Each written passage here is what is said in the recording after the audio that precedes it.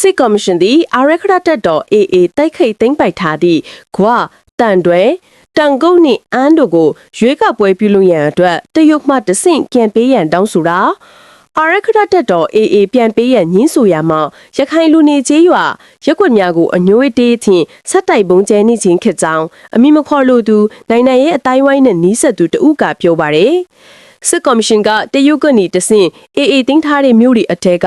တောင်ပိုင်းမြို့နယ်တွေဖြစ်ကြတဲ့တန်တွေ၊ကွာတောင်ကုန်းနှင့်အန်းကိုရွေးကောက်ပွဲကျင်းပဖို့ပြန်တောင်းတယ်လို့ကြားရတယ်။ဒါကို AA ကောင်းဆောင်တွေကညင်းတော့အညိုးတင်းညရခိုင်ကလူနေကျေးရွာရက်ကွက်တွေကိုပုံကျဲနေတာလို့သိရပါတယ်ဟု၎င်းကပြောပါတယ်။၎င်းမြို့နယ်လေးကူကိုအောက်တိုဘာလကိုနောက်ဆုံးခါပြီးပြန်ပေးရန်တရုတ်ကနေတဆင့် AA ထမတောင်းခံခဲ့ခြင်းဖြစ်သည်မှုဆိုသည်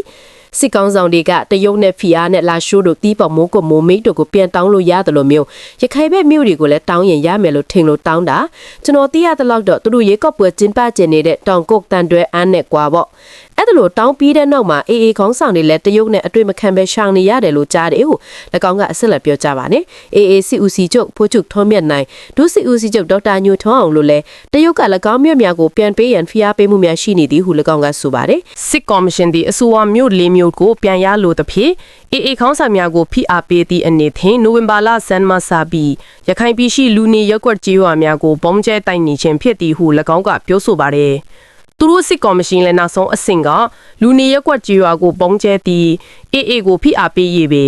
ဒါကြောင့်ဆက်လက်ပြီးလဲပုံကျဲမှုတွေကိုစက်တိုက်ပြုလုပ်လာနိုင်တဲ့အတွက်ရခိုင်ပြည်သူတွေအထူးသတိထားဖို့လိုအပ်ပါတယ်ဟုပြောဆိုပါတယ်ယခုလိုမြို့လေးမြို့ကိုစစ်ကော်မရှင်က